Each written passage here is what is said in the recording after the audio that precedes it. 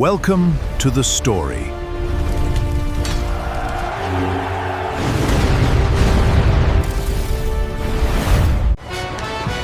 What is Vegas?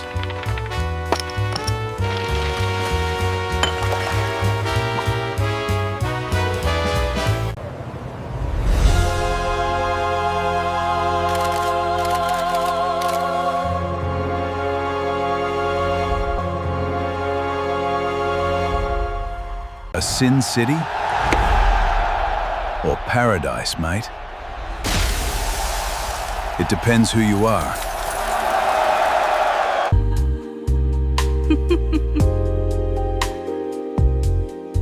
But remember, what happens in Vegas stays in Vegas. Stays in Vegas.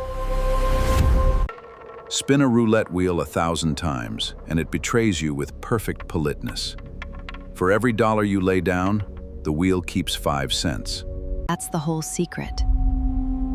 5 cents, every tower on that skyline, quarried 1 nickel at a time out of that razor-thin margin.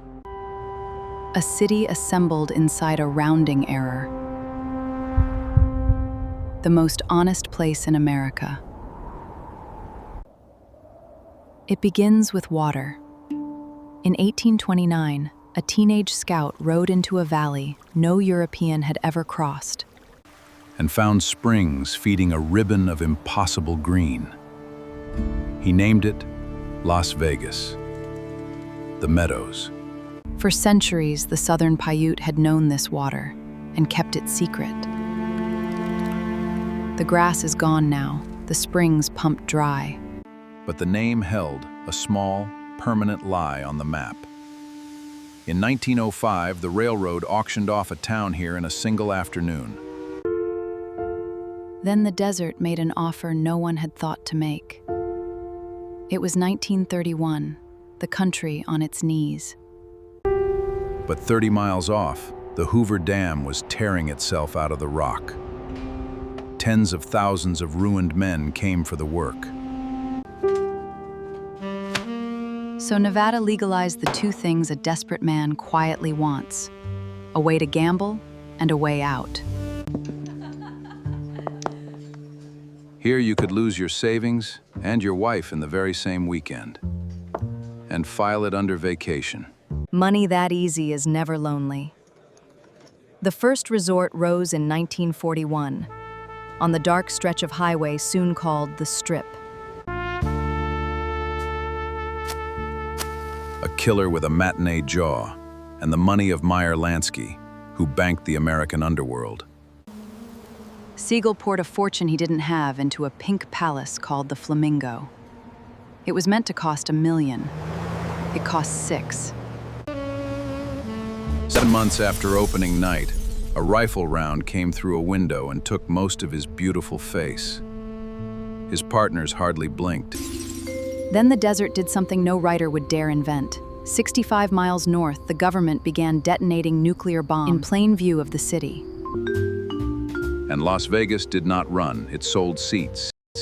The Chamber of Commerce printed the blast schedule, so guests could plan their mornings.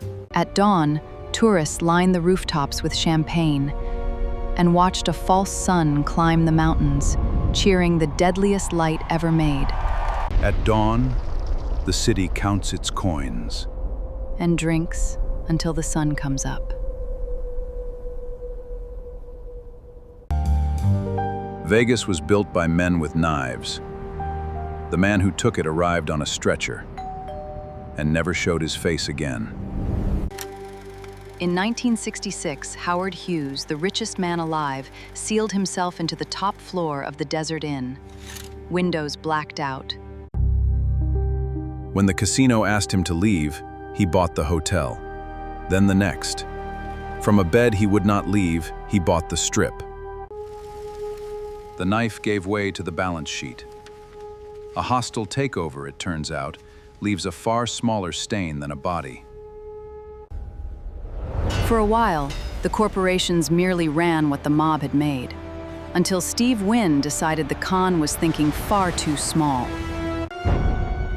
In 1989, he opened the Mirage. $630 million of fantasy, financed by Wall Street junk bonds. It had to clear $1 million a day just to breathe.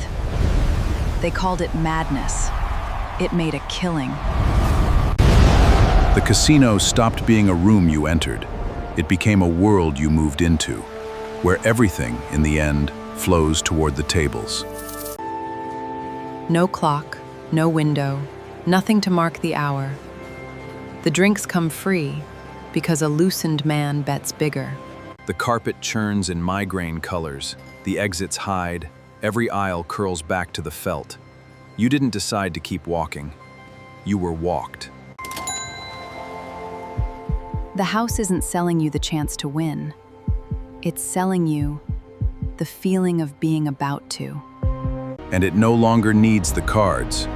The Raiders, the Golden Knights, Formula One, the Sphere.